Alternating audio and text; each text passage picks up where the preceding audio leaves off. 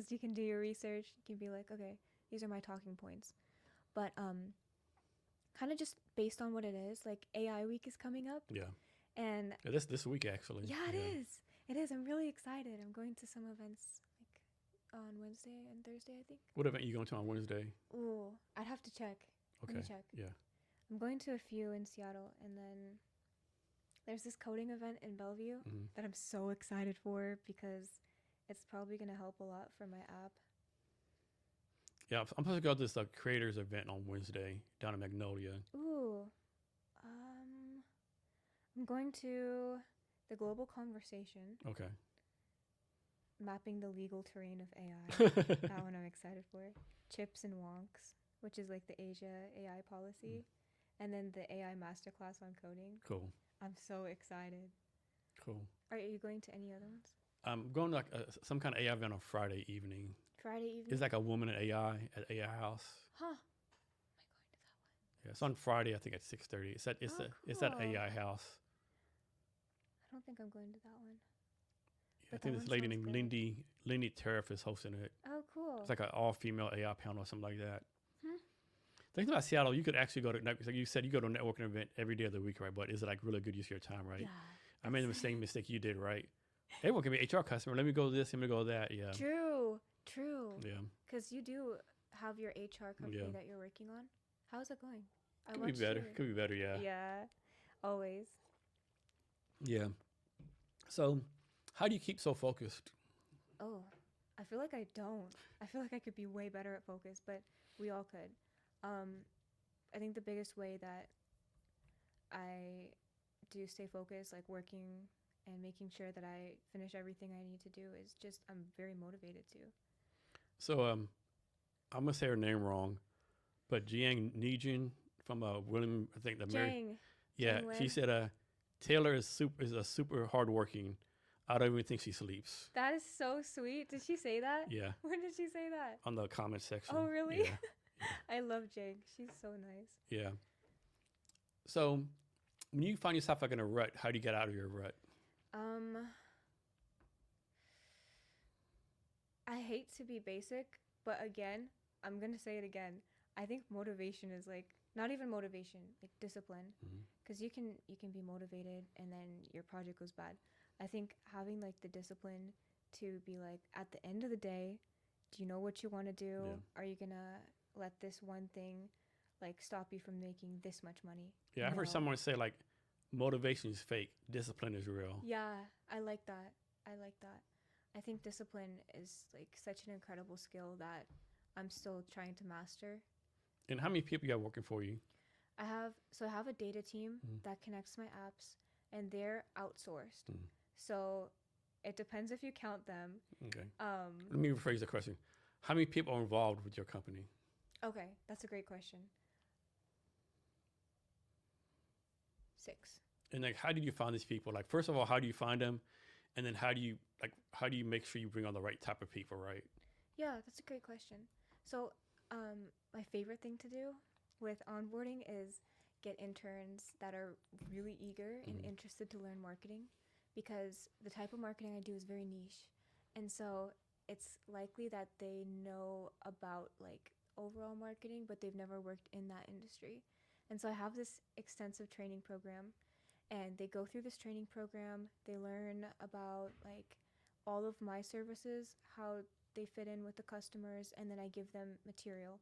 So I think that's my favorite thing to do. I love working with people that are motivated, that are excited to learn.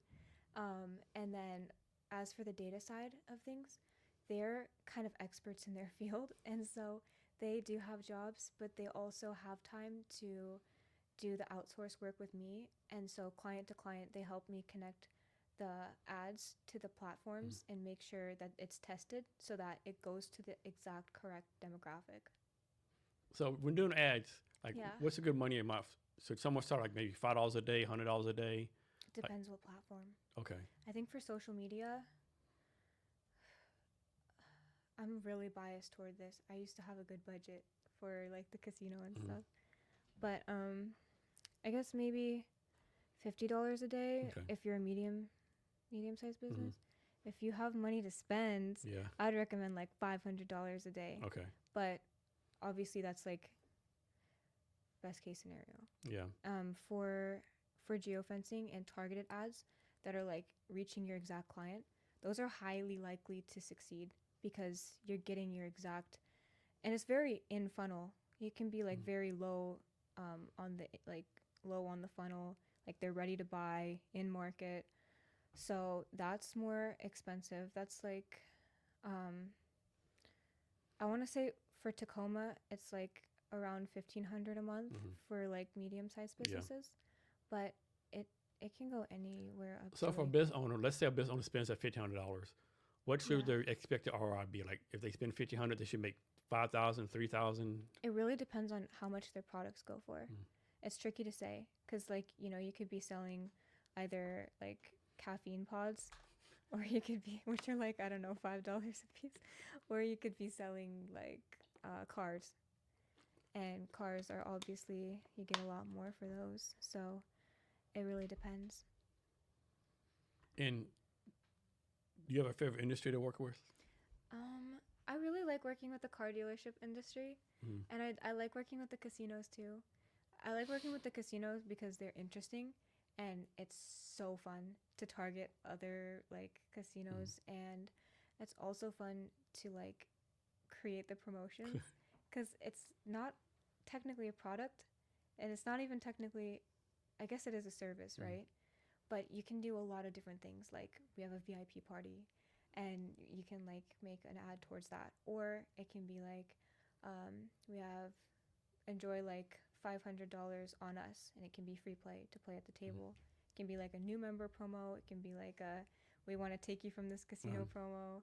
It can be like free drinks. It can be catered towards people that have never gambled before in their life, anyone. And so that one's really fun for me.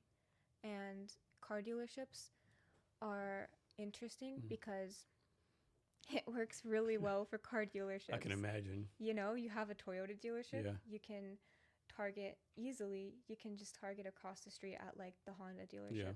And they're all in-market buyers, you know? You can, every single person that walks inside that Honda dealership is going to get an ad saying like, hey, we have this for sale, this for sale. You can target like college kids. You can target by age. Say like, we have this college deal if you come over across the street. You can target by like retirees. You can give like veteran discounts. You can do anything. So you know how like you do an email campaign and someone unsubscribes or like whatever? Yeah. Can someone do that with this, what you're doing? Can someone like unsubscribe or something? No. No? That's Okay. what makes it so fun. Okay. They continue to get the ads, in fact, over a course of... Why am I getting these ads? I know. And I like that because, you know, I'm sure you've heard that adage that like people buy on average after seeing your ad like 7 times. Yeah. It can be 7 times. Takes a lot of touches. It can even be like up to 20 times. Yeah, just get some free shit. You got to do a lot of touches. Yeah, you do. And so that's like a very good way to make sure that your ads are successful is by having a heavy retargeting campaign. So for me, anybody that walks in that geofence, I automatically set it so that they're going to continue to get that ad 6 more times if they've seen it once. And then for startups and businesses in general, I think it's really good for them to understand that, and if they're running their own ads, like don't get discouraged after you run it for a week and no one's seen it. Yeah, exactly right. Yeah. And so what kind of filters do you set up for these ads? I'm sure it depends on the business, right? It depends on the business, but I think one that works really well is like filtering by net worth and filtering by businesses owned, because that gets you really good opportunities sometimes. Can you filter on like on height, like left-handed, right-handed, anything like that? You know, you can filter by really specific demographics. Yeah, like suppose you're selling like left-handed tennis rackets. Yes, yeah, you can actually. That's you fucking. can filter that's by like. That's insane and crazy and fucking scary. I know, it's crazy. Like because it goes off of a lot of things, including like your past buying habits. Yeah. So like there's left-handed scissors. Say they bought left-handed scissors. Okay, I've got you. Yeah. But like if they have like 3 cats and like a second mortgage taken out on their house and they like boats, you can filter by anything. It's crazy. That is crazy. Virtually anything. So since you have all this like experience in casinos, right, marketing, whatever, could you go to a casino today and like pretty much swipe them out and like win everything? I mean, I don't want to say that because You would have an advantage, though, right?